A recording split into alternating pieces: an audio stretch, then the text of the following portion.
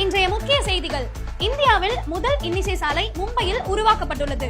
இந்த சாலையில் 80 கிலோமீட்டர் வேகத்தில் வாகனங்கள் செல்லும் பொழுது ஜெய் ஹூ என்ற பாடல் ஒலிக்கிறது.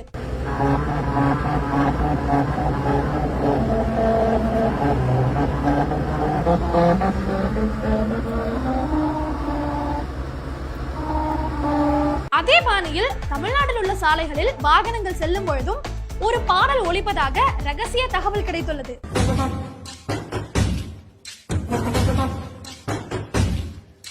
ஸ்டாலினுக்கு போடு ஓட்டு, நமக்கு நாமே வக்கியூ வெட்டு. இப்போ இந்த தத்தி, நாளைக்கு உதயநிதி. தமிழ்நாட்டையே குடும்ப சொத்தாக்கிடுவான், இதை விடக்கூடாது மச்சான்.